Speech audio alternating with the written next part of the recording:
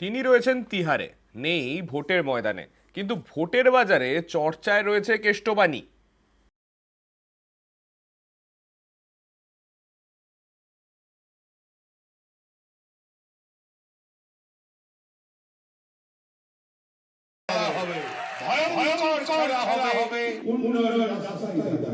চরম চরম করে ঢাক বাজাবো আমরা, চরম চরম করে ঢাক বাজাবো। কখনো চরম চরম হুঙ্কার, চরম চরম করে ঢাক বাজাবো আমরা, চরম চরম করে ঢাক বাজাবো। কখনো আবার গুড় বাতাসার দাবাই। যেখানে যা প্রয়োজন হবে সেরকম বাজনা বাজাবে, যেখানে যা দরকার হবে সেরকম নকুলদানা দেবে। কারো যদি প্রয়োজন মনে করে সে গুড় বাতাসা দেবে, কেউ যদি মনে করে চরম চরম দিতে হবে চরম চরম দেবে, কেউ যদি মনে করে খেলা করতে হয় ভালো খেলা খেলবে। অনুব্রত মণ্ডল এখন তিহারে, কিন্তু ভোটের বাংলায় তাকে নিয়েই আলোচনা। ভোট ময়দানে তিনি অনুপস্থিত, অনুপস্থিত থেকেও অনুব্রত উপস্থিত।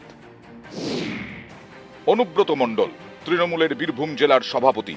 2018 পঞ্চায়েত ভোটের সময় তার মুখে শোনা গিয়েছিল গুড় বাতাসার কথা, জানিয়ে বিস্তর জল ঘোলা হয়।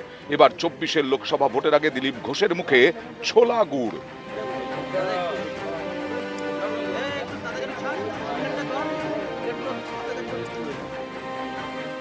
আমরা নিজের শক্তি বাড়াবার জন্য খাই, লোককে দেখাবার জন্য নয়।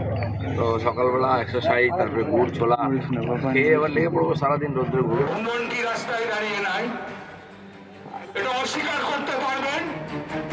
ভোটের বীরভূম মানেই যেন তৃণমূলের দাপুটে নেতা অনুব্রত মণ্ডলের হুঙ্কার। গরু পাচার মামলায় তাকেই গ্রেফতার করে কেন্দ্রীয় এজেন্সি।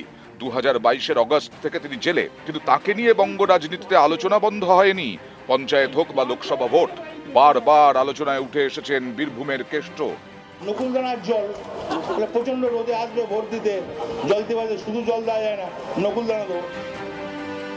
তিনি বীরভূমে নেই, কিন্তু বীরভূমে ভোট প্রচারে আছেন। অনুব্রত মণ্ডলকে নিয়ে আলোচনা বীরভূমের পাশের জেলাতেও। সৌজন্যে দিলীপ ঘোষ, যিনি বর্ধমান দুর্গাপুরে বিজেপির প্রার্থী। পাল্টা তো পাবলিক দিয়েছে, তারা কোথায় আছে এখন দেখে নিন।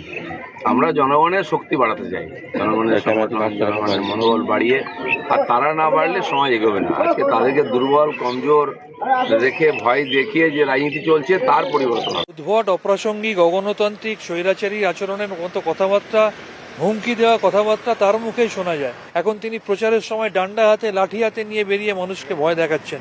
তিনি যত এগুলো করবেন তাকে এবং তার দলকে বাংলার মানুষ তত বর্জন করবে।